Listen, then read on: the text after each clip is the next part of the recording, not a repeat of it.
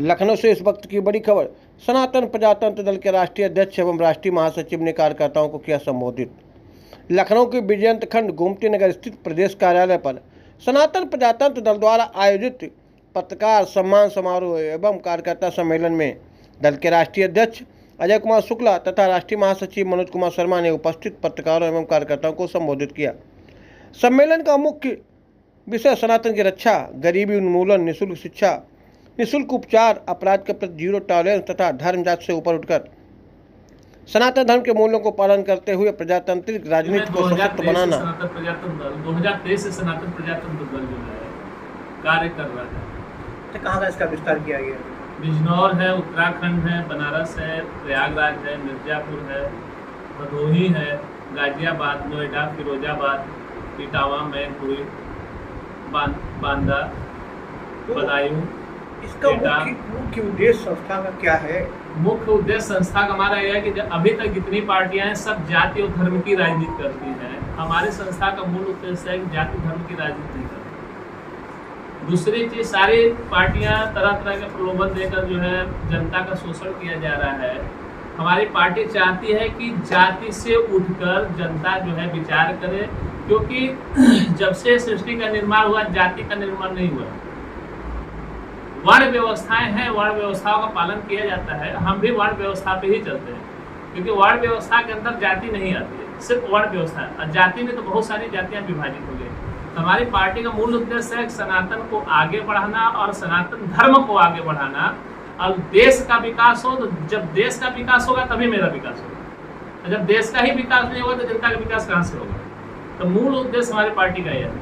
और महिलाओं के सुरक्षा से संबंधित, शिक्षा से संबंधित, और खास हमारा जो मूल उद्देश्य है पार्टी का, आपको मैं बता दूं कि किसान से संबंधित। किसानों को जो है लेके काफी तरह की भ्रांतियां हैं। हर सरकार आती है किसानों को कि मैं ये आपको दूंगा, किसानों को ये सहायता मिलेगी। कितनी सहायता मिले आप देख रहे हैं। किसान इतना मेहनत करते हैं, खेती करते हैं, उनको कितना लाभ मिलता है? उससे ज़्यादा तो जो किसान से अनाज खरीदते हैं, सब्जी खरीदते हैं, कमा रहे हैं। किसान फिर भी कर्जे में डूबा है। 5 लाख रुपए किसान अगर बैंक से, सरकार से लोन ले रहा है, फसल नष्ट हो गई तो भी उसको लोन भरना है, लोन नहीं माफ हो रहा है। मेरी पार्टी का मूल उद्देश्य है कि भविष्य में अगर हमारी पार्टी सत्ता में कभी आती है या हमें जनता मौका देता है, तो मैं किसानों के लिए तो पहले पूरा हम लोग का यह उद्देश्य है कि किसानों का 5 लाख रुपए तक जितने भी लोन होंगे सब माफ कर दिए जाएंगे। किसानों की बिजली फ्री होगी। ये सारे उद्देश्य हमारे जो है संस्था के हैं, जो किसान के हित में है। तीसरी बात यह है कि अभी तक जितनी पार्टियां आई हैं, बहुत सारे आयोग बनाए गए, आप ये जान रहे होंगे। हमारी बातें सुन के हो सकता है थोड़ा सा अजीब लगे, मगर मेरी पार्टी का एक कहना है और हमारे सभी पार्टी के मेंबरों का एक कहना है कि एक आयोग अभी तक नहीं बना जिसे ब्राह्मण आयोग कहा जाता है। ये भी होना चाहिए। अब ब्राह्मण आयोग बनने का ये मतलब नहीं है सिर्फ ब्राह्मण के लिए। ब्राह्मण आयोग बनेगा तो उसमें सामान्य वर्ग के सारे लोग चले जाएंगे, उसका लाभ कहीं ना कहीं लोगों को मिलेगा। पर इसका बात कभी आज तक किसी ने नहीं किया। जब ब्राह्मण आयोग की जरूरत क्यों पड़ रही है? ब्राह्मण आयोग की जरूरत इसलिए पड़ रही है कि कहीं भी किसी भी तरह से सामान्य वर्ग या ब्राह्मणों को सबसे ज्यादा दबाया जा रहा है, कुचला जा रहा है। कहाँ सुनवाई हो रही है? अभी कोई कंप्लेंट, फर्जी कंप्लेंट जितने ब्राह्मणों के ऊपर हो रहे हैं, SC/ST का एक्ट लगाया जा रहा है, तरह तरह के मुकदमे लगाए जा रहे हैं। ब्राह्मण परेशान हो रहे हैं, घर में रहना मुश्किल हो गया। आप लोग से ज्यादा, हमसे ज्यादा आप लोग जान रहे हैं। रोज आपके पास न्यूज आ रही है कि ब्राह्मणों को यहाँ से घर छोड़ के पलायन करना पड़ा, ये करना पड़ा। आज तक ब्राह्मणों के हित में कोई नहीं सोचा। अगर किसी ने सोचा तो सभी ने सिर्फ धरातल तो किसी ने नहीं कुछ कहा, मुख से तो सभी ने कहा कि हम ब्राह्मणों के लिए सोच रहे हैं। चाहे किसी की सरकार रही हो, अखिलेश की रही हो, चाहे जिसकी रही हो, ब्राह्मणों के लिए आज तक किसी ने सोचा? बताइए। अगर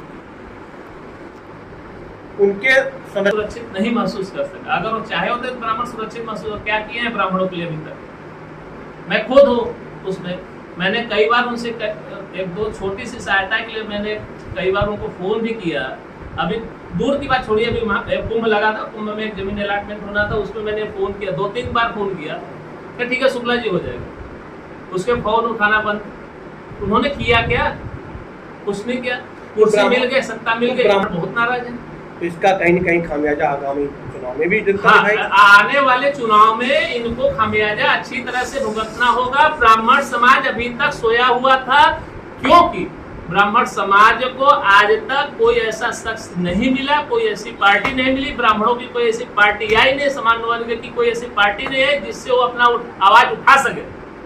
अब इसे छत्री आज एक चीज बताइए, हर वर्ग के लिए आरक्षण की बात ले लीजिए, पता है कि हम महिलाओं के लिए अच्छी तरह से कार्य कर रहे हैं।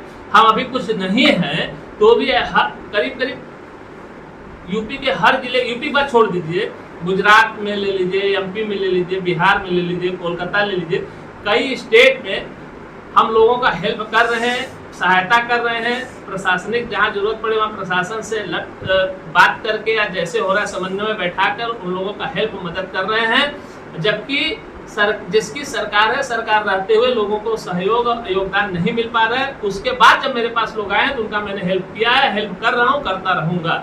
राष्ट्रीय अध्यक्ष खुद स्वयं हम राष्ट्रीय महासचिव हैं और हमारे राष्ट्रीय सचिव आए हैं, बाकी प्रदेश भर के सारे हमारे कार्यकर्ता हैं। महिला सशक्तिकरण की संख्या भी बहुत है। हमारे पार्टी में बहुत सारे महिलाएं जुड़ी हुई हैं। संगठन का मुख्य उद्देश्य क्या है, इससे लोग आपके संगठन में अधिक से अधिक जुड़े? सनातन को लेकर हम लोग चल रहे हैं। सनातन जो संस्कृति का जो हम लोग आत्मा समझते हैं, सनातन को संगठन जो आत्मा मानते हैं, प्रजातंत्र को साथ लेकर चल रहे हैं। तो बहुत तरह से कुछ प्रशासन में, कुछ प्रजातंत्र इस तरह के लोग हैं जो बैठे हुए हैं। राजनीति संस्था पे प्रदेश अध्यक्ष के पद पर नियुक्त किया गया है। जिम्मेदारी का निभान हम बिल्कुल अच्छी तरीके से करेंगे। जो हमारे राष्ट्रीय अध्यक्ष जी ने हमारे ऊपर इतना विश्वास किया है उसे हर तरीके से पूरा करने की कोशिश करेंगे। कि जब अगर हम जनता के बारे में या किसी अपने किसानों भाई को हित में सोचेंगे तो हमारी कामयाबी कभी कभी तो जरूर सामने आएगी। ऐसा नहीं है कि जो पार्टियाँ शुरू में आई हैं कि एक बार में कामयाब हो गई। हमारा लक्ष्य है कि हम जनता के बारे में सोचें, उसके बाद जनता हमारे बारे में क्या सोचते हैं रिजल्ट तो खुद ही मिल जाएगा।